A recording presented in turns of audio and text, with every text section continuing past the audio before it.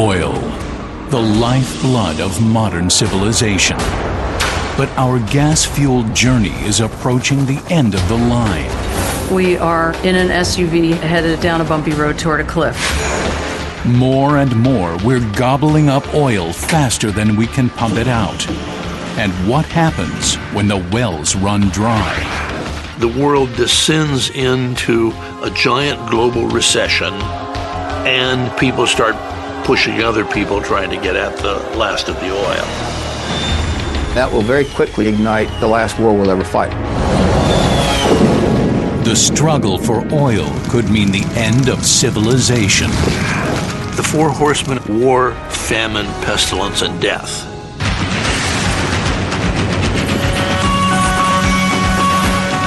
Oil apocalypse on mega disasters.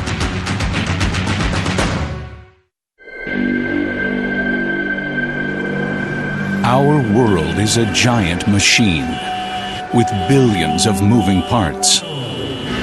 Its primary fuel is oil. Here in the United States, 98% of our 300 million cars and trucks run on gasoline. Nearly 100% of our farm vehicles are diesel-powered. 99% of our railways run on diesel as well. And all of our planes fly on jet fuel. As long as the oil flows, we'll be just fine. But what happens when it stops? Experts tell us that it's not a question of if, but when. We always knew that the oil would run out sooner or later. It's a non-renewable resource. But it was always assumed that it would be several generations from now. We would be in our grandchildren's lifetime or sometime after that. And by that time, we'd figure out something else. But here it is, the beginning of the 21st century, and we're already starting to see the signs of global oil production peak. And where's our plan B?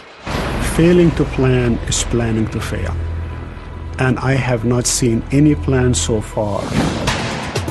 A report issued in February 2007 by the U.S. Government Accountability Office states that world oil production is expected to peak sometime within the next few decades.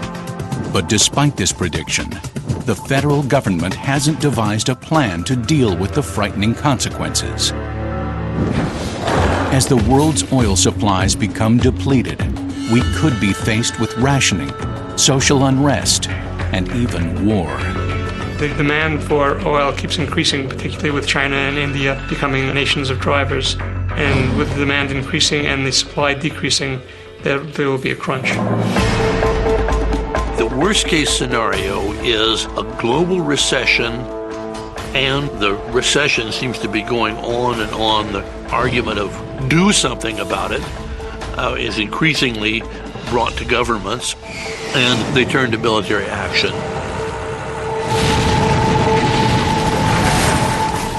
We are on our way to a disaster. So in order for us to avoid that, we better get ready and be prepared.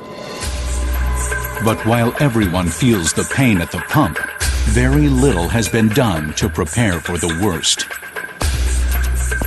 The average citizen doesn't feel any real threat from this because they've always had what they needed. Technology has always come through, and their leaders have always come through in one way or another, and they just believe that the future is going to be like the past. But this time, it may be different. I fear in my heart that it is too late and we cannot overcome this problem. The challenges are staggering.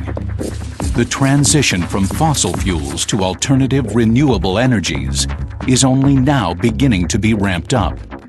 Solar and wind could help, but at present, they provide less than 1% of our energy. Besides, they produce electricity, not fuel for transportation. Oil is not only our main transportation fuel, it also provides nearly 50% of all our energy needs. Petrochemicals are also the basic compounds in the majority of our day-to-day products, like plastics, asphalt, tires, polyester, as well as cosmetics and pharmaceuticals. We didn't always rely on oil.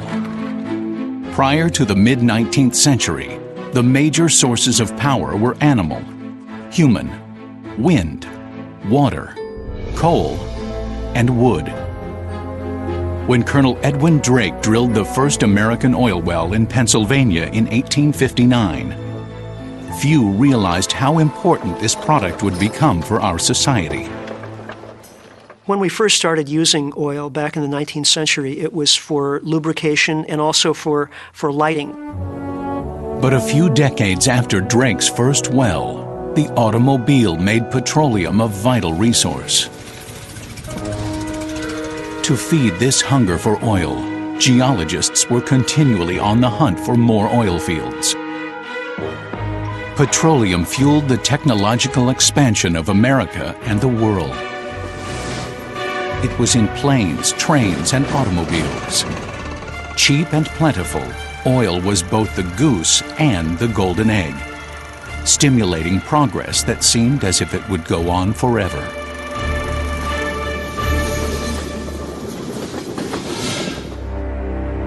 But in the 1950s, a crack appeared. Shell Oil's chief geologist, M. King Hubbert, came to an ominous conclusion. In 1956, he made a prediction that the U.S. dominance in oil would come to an end around 1970, when our ability to extract oil from U.S. wells would start to decline. It was not very well received at the time because people thought that the supply of oil would go on increasing exponentially forever. That's because during the 1950s, the U.S. had thousands of productive oil wells, pumping 10 million barrels a day. But since we used only 7 million, we were able to export our surplus. At the time, the world was consuming 20 million barrels of oil a day, and the U.S. was providing half of the world's oil. But Hubbert's prediction proved correct. After 1970, U.S. production peaked and began to slip. Since 1970, the U.S. has been producing, on average, less oil every year. Today, the U.S. produces only 8.3 million barrels of oil each day, yet consumes more than 20 million barrels. And so that's why we have to import something like 2/3 of the oil that we use now. Every day, America buys around 12 million barrels of foreign oil. We are taking a huge amount of our wealth and transferring it to oil-producing countries, some of which are not our best friends. Not only are the U.S. and many European and Asian nations relying on foreign oil, much of that oil is getting harder to obtain. We haven't run out of oil. What we've run out of is readily accessible, high-quality, low-cost oil. There will be oil around for another 100, 150 years. Ever more difficult to get, ever more costly. There was a second part to Hubbard's prediction. He calculated that world oil production would peak during the early part of the 21st century and slide into permanent decline. Some experts today believe his peak oil theory has already been confirmed. It's much like the story of the boy who cried wolf. And people learn not to pay attention, but at the end of the story, the wolf really does show up. And at the end of this story, the wolf really will show up in the fact that oil will run out. Despite this, for decades we've been increasing our dependence on oil. Part of us understands that oil can't be forever. And yet we're kind of addicted to this infrastructure, this culture that we're in. People have left the cities and they've left rural areas. There's been huge economic growth in the suburbs and the exurbs. And driving a car is not discretionary. This is how you get to work, do your shopping, go to school. The car is really part of how people live. And they like to do that particularly in big SUVs, which are fast and comfortable and people think are safe. And now, as China, India, and other developing nations are rapidly industrializing, they're creating an energy-hungry consumer class. As oil production inevitably begins to max out, there will be less to go around, with dire consequences. I just can't imagine societies willingly accepting a enormously decreased quality of life when they have a huge military that could get the oil. Many experts worry that with transportation, industry, agriculture, and communications grinding to a halt, the result could be a desperate scramble for the basic necessities of life. Region against region, nation against nation.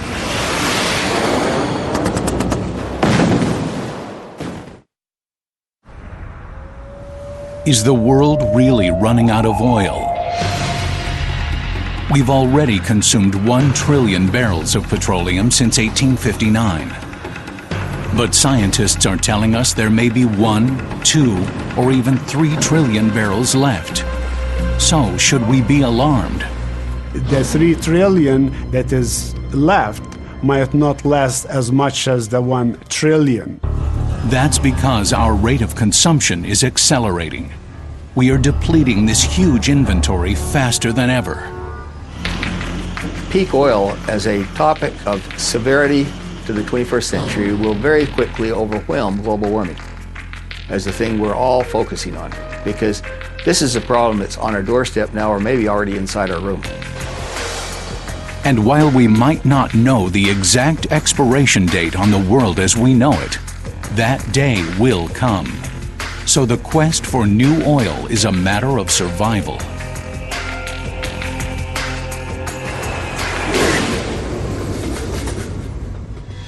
Petroleum is typically found deep within the earth. Tens of millions of years ago, tiny plants and sea creatures died and fell to the ocean floor and were covered by sediment.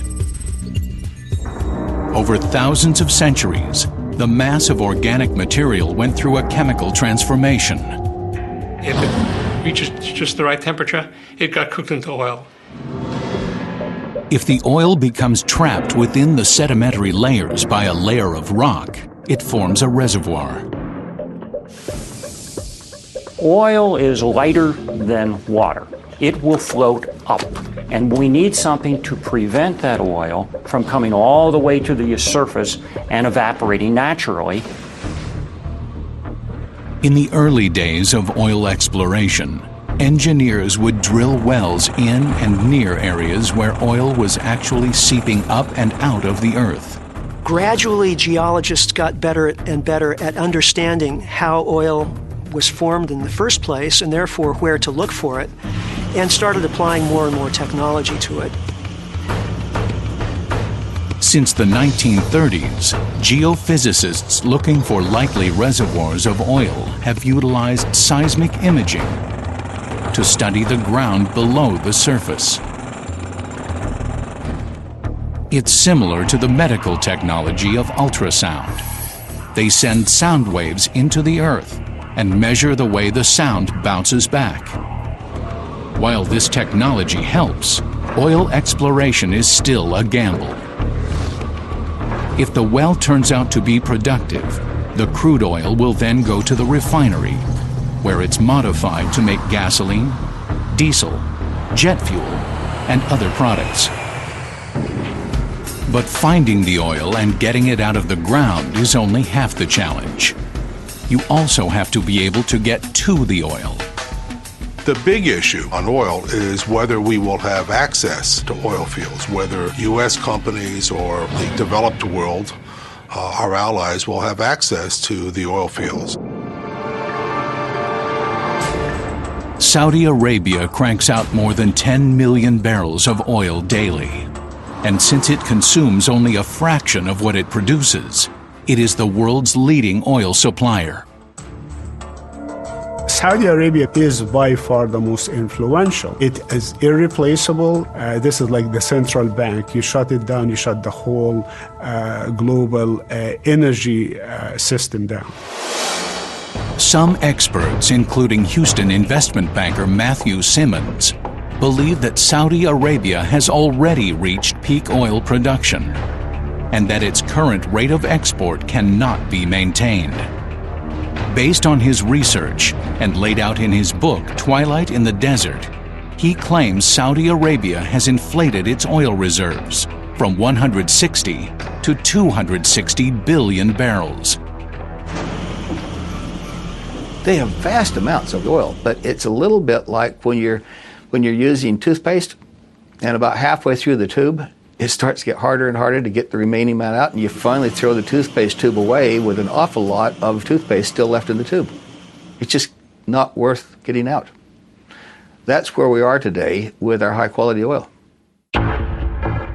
Conventional wells typically can only extract about 1/3 of the oil that's in a specific field. So even though there may still be plenty of oil left, most of it goes unused. While new technologies are helping maximize the amount of oil that can be extracted, they often only speed up the depletion process. Eventually, oil shortages are inevitable. In 1973, we got a highly unpleasant first taste of what we could face when an artificial oil shortage was created by OPEC, the Organization of Petroleum Exporting Countries. The oil embargo led to huge increases in the price of gasoline, gas rationing, and long lines. This in turn caused inflation, unemployment, and a recession that took years to resolve. American consumers responded by rejecting gas guzzlers and briefly becoming infatuated with smaller, more fuel-efficient cars. But other countries took a more proactive approach. Brazil developed a massive industry to turn sugarcane into ethanol. Today, most of Brazil's 3 million cars run on either ethanol or gasohol, a combination fuel product. What Brazil did was exactly what other countries ought to have done, and that is to look for sources of energy which you controlled, which was in your country. But after oil prices stabilized in the 1980s and 90s, American consumers lost their interest in fuel efficiency. With the return of cheap oil came a turn toward gas-thirsty SUVs and high-powered cars. In recent years, however, the price of oil has shot back up again, and the oil-rich Middle East is more unstable than ever. Americans all want to have energy independence, although they don't understand what that means. They want to reduce the dependence on the Middle East. They'd like greater efficiency, but they don't want pain. Now, many experts are wondering if this is the right time to expand the use of ethanol in America. For years, the U.S. has included ethanol in most of its gasoline to avoid engine knock. It comprises about 10% of most U.S. gasoline.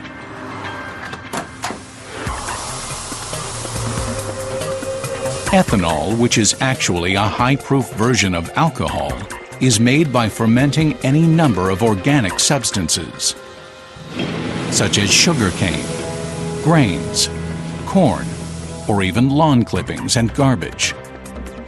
In the U.S., most of it comes from corn. Producing ethanol is relatively easy, but it comes with some vexing problems. It's not cheap to make, and it can wreak havoc with our food supply. The National Renewable Energy Laboratory in Golden, Colorado is exploring ways to make ethanol more affordable and a viable alternative to gasoline. Our analysis shows that it would be comparative to $3.50 a gallon for the fuel. And really, we want to get that down to $2 a gallon. And that's really the research that we're doing at this facility, is specifically improving the fermentation and the other processes to greatly reduce this cost of producing this fuel. But since ethanol requires so much energy to make and causes pollution, many experts view it as only a temporary fix to our energy problems. On our current slate of things we're working on, we're having a passionate love affair with ethanol. That is a real bad product. So strike that one off the list. The hope now is that we can develop other alternative energies before our world comes crashing down.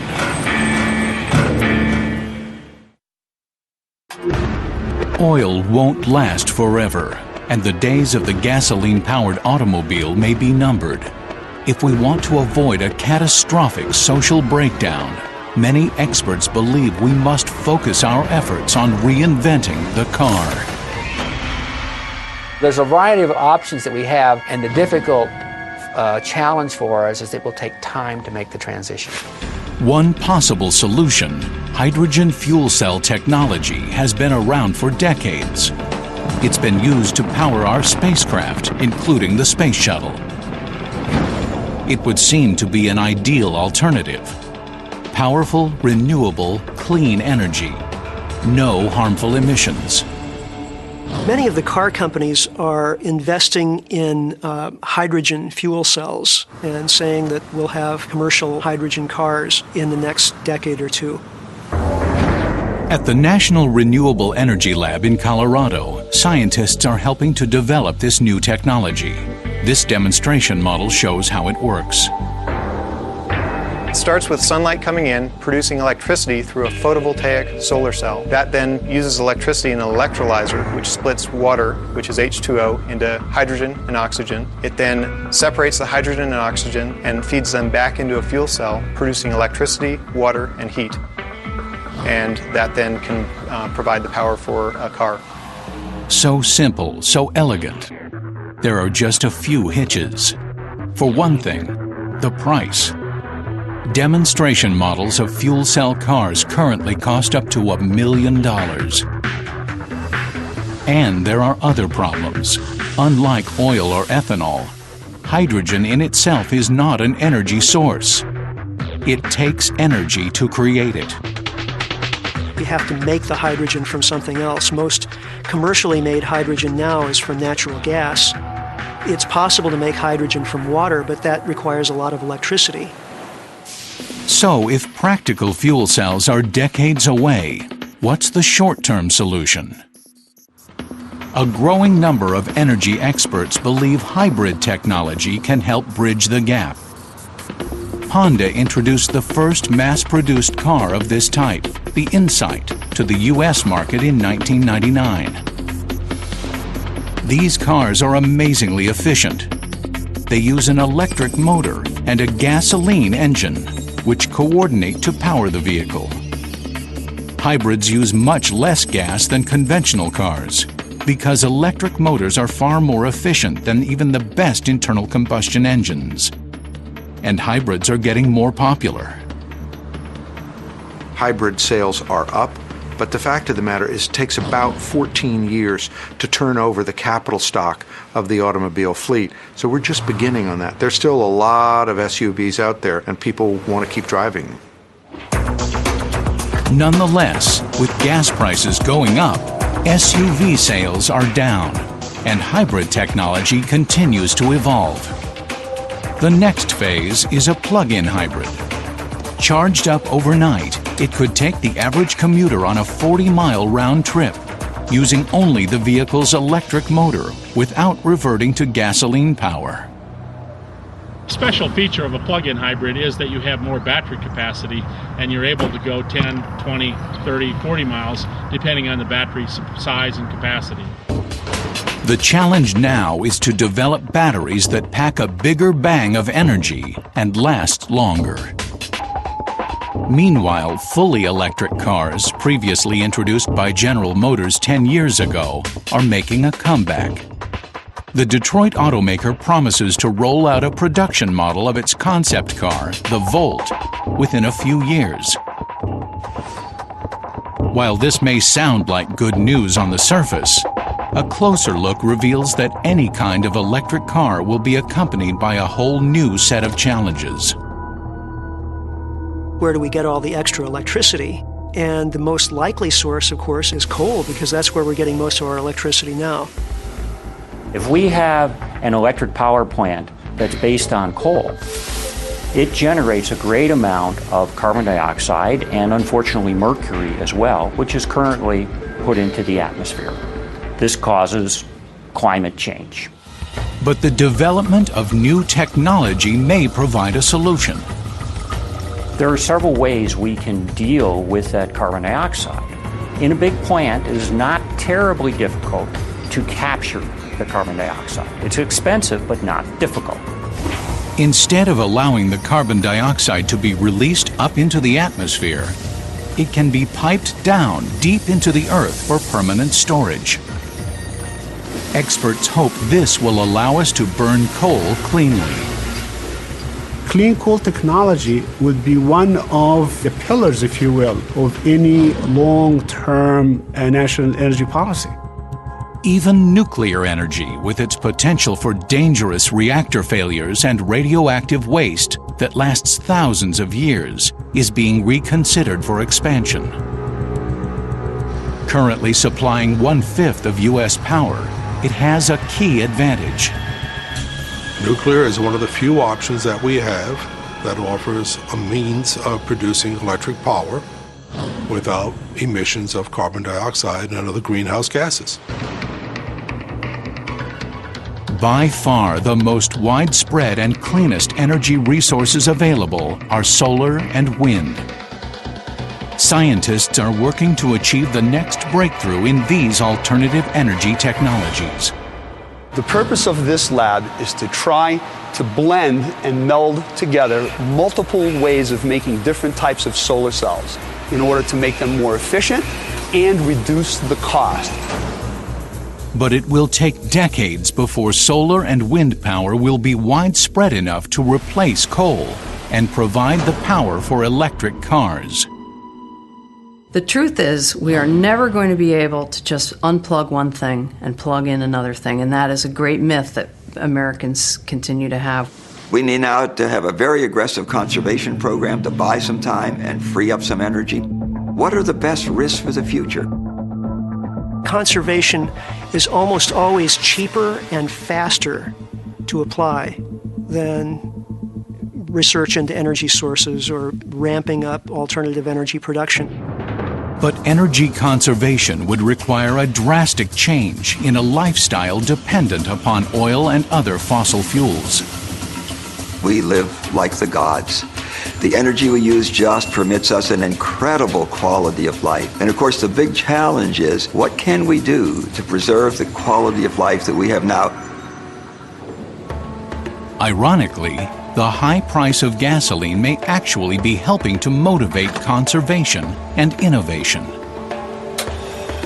If you have the higher price, you will have the incentive, if you will, for companies and governments and individuals to invest in energy resources.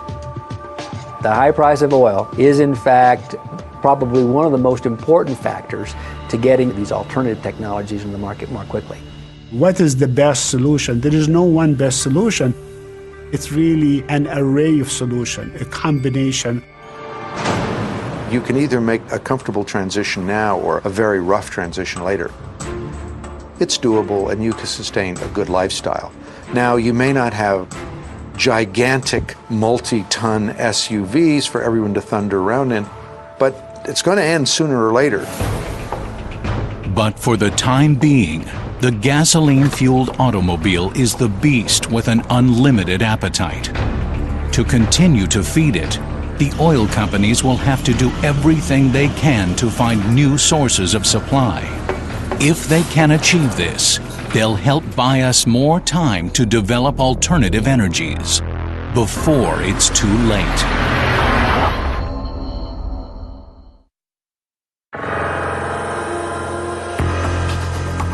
The sobering reality we face is that we can no longer count on getting oil as cheaply and easily as we have in the past. Every day that we debate peak oil, we actually pull ourselves one more day closer to the abyss. If we wait until we're absolutely certain that oil has peaked, we've missed the boat. We've run out the clock. So geologists and engineers are doing everything they can to extract every last drop of oil. The technologies have evolved dramatically in the last few decades. And of course, that allows us to go to areas that earlier would have been unthinkable. But the challenge is huge. We are seeing discoveries now at very deep formation. We're talking about 40,000 feet. That is in 10,000 feet or deeper water depth. You're getting to the kind of tolerances and the kind of investment that you need for the space program. This is very, very sophisticated stuff. 200 miles off the coast of Louisiana, way out in the Gulf of Mexico, a team of engineers and geologists is working on perhaps the most technologically daring petroleum project ever attempted. Devon Energy, a fossil fuel exploration and development company, is using an advanced scientific technique for deep water drilling. The goal is to get to oil that's 5 miles below the ocean floor. Finding and producing reserves in the United States is key for us. We want to become less and less dependent on foreign oil and gas. Hence, we still have many deep water and unexplored horizons within our own U.S. boundaries, the deep water Gulf of Mexico being one of the most exciting ones. Each exploratory well costs $100 million. The process is enormously difficult, costly, and risky, but the stakes have never been higher. It could take 6 years to develop this area, at a staggering expense of about $6 billion. But the company's engineers and seismologists are hoping there could be oil reserves containing as much as 15 billion barrels. Another area of great interest is oil sand, also known as tar sand, a mixture of sand or clay water and very heavy crude oil. There are vast reserves of oil sands in Alberta, Canada. Engineers don't drill for this oil, they mine it. It's a mega open pit mining project. Mine the sands, cook them, extract the oil, put the sand back in place as best you can. Partly due to the mining of oil sands, Canada has ramped up production in recent years. It's now become the U.S.'s #1 supplier of imported oil, outranking even Saudi Arabia. But there are drawbacks to this source of oil as well. It is not easy, it is messy, it is costly, and it's environmentally challenging. So there is no free lunch. Another major supplier, Venezuela has huge deposits of heavy oil. It exports around 2.2 million barrels daily, even though much of it is considered to be inferior to Middle Eastern oil. The quality of oil makes it less attractive in terms of suitability for refining and other application, but Venezuela heavy oil reserve could be running in the hundreds of billions of barrels.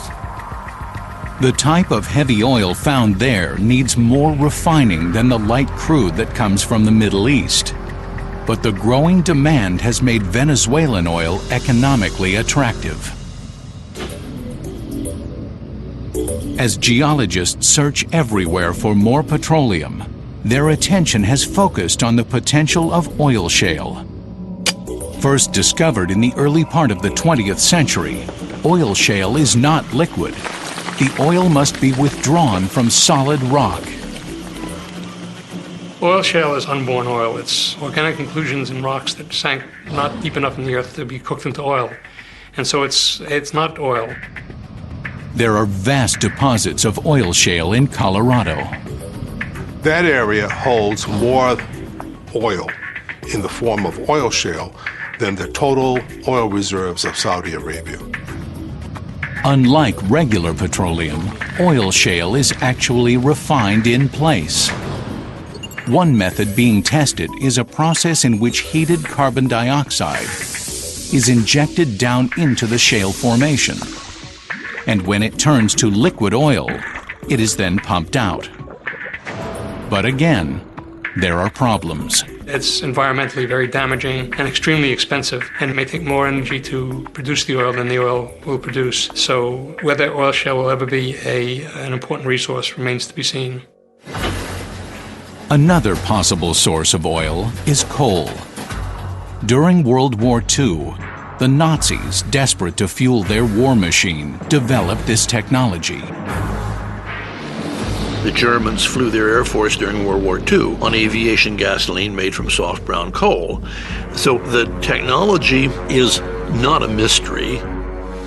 And we have vast supplies of coal. We are the Saudi Arabia of coal in the world. We have massive reserves, and the technology is available to take that coal and make it into high-quality diesel fuel and gasoline. But converting coal to oil is another short-term solution, as it is expensive, polluting, and doesn't get us away from fossil fuels. So switching over to any one of these possible energy sources comes with high costs and unknown consequences. But tough times may call for tough measures.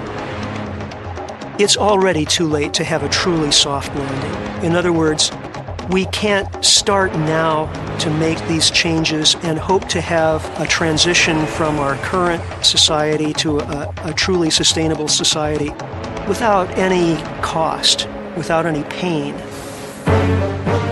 But if we forego that pain, experts fear that the price of inaction could be an all-out war over oil.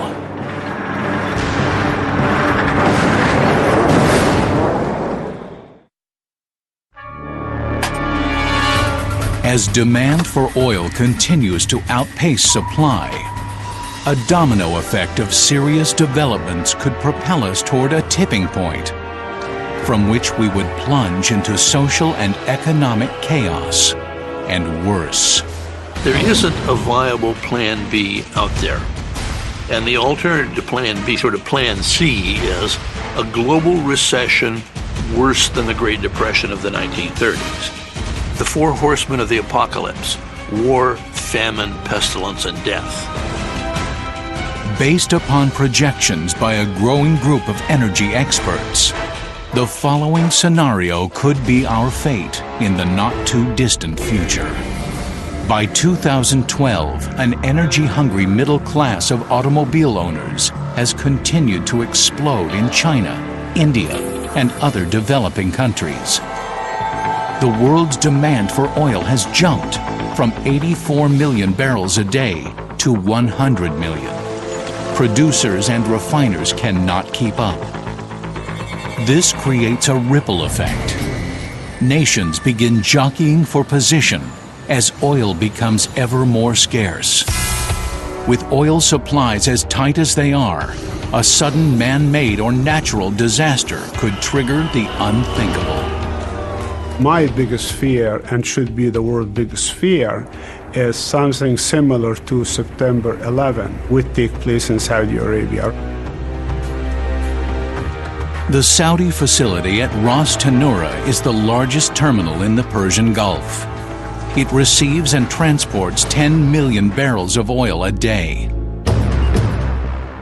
If Ras Tanura or another major terminal were to be hit by terrorists, the results could be catastrophic. Even under normal conditions, these kinds of facilities are extremely dangerous, as oil is highly flammable and explosive. So once a facility is struck, a disastrous series of events could quickly cause a shutdown. If this happens, millions of barrels of oil a day could not be processed and shipped out, and the world economy could quickly slip into a recession. My biggest concern long-term is a real outstripping of supply and a complete failure or breakdown in the system of energy security. We got a precursor in the United States in the summer of 1979 when we had our second long gas lines. There were shootings, there were fistfights, and cars would be smashed. As the crisis deepens, the price of oil rises sharply to $150 a barrel. A gallon at the pump reaches a shocking $8. The SUV owner has to cough up nearly $200 to fill up. Tens of millions of people in the suburbs with no available mass transportation can't get to work. As oil prices rise, farms can no longer produce food cheaply. Trucking costs tied to the price of fuel rise dramatically. That'll raise the price of food. So if you have a combination of rapidly increasing energy costs and food costs, that means a general economic recession is almost a guarantee. That first winter, there are shortages and price spikes in home heating oil. To cope, many return to using wood for fuel. The skies turn an ever-present gray. People who lack fuel altogether will not survive. With so many products dependent on gasoline, either for their delivery or manufacture, the price of the basic necessities of life skyrockets. Hunger, disease, and crime become rampant. The price of transportation fuel shoots up, beyond the reach of most consumers and manufacturers. Businesses, even Fortune 500 companies, begin to fail. The economic slide worsens. We're now in a full-blown depression. We'd have an increasing problem with unemployment. People would be losing their homes because they couldn't make the payments. Banks would be failing. The stock market crashes. Breadlines return. Millions of people become homeless. Inflation rises so high, money becomes practically worthless. The government would have to deal with people not having anywhere to go, not having jobs, and they'd have riots and unrest in the street. As the economy crumbles, the black market takes over. Gangs rise up to protect the traders. Society teeters on the edge of collapse. As people lose their connection with a larger functional social matrix, they'll try to survive any way they can. Motorcycles rule the day, tricked out to run on ethanol made on rooftops and in backyards. It's a Mad Max world in which people cobble together their own Plan B strategies for survival. In order to save their desperate nations, governments consider armed intervention. The United States and China have both announced that they will not be denied access to world oil supplies because oil is vital to their economies. And a lot of wars have been fought over less than that. If outside nations invade the Middle East to get to the fields, they may be faced with nuclear weapons the oil-producing nations have procured to defend the last of their oil.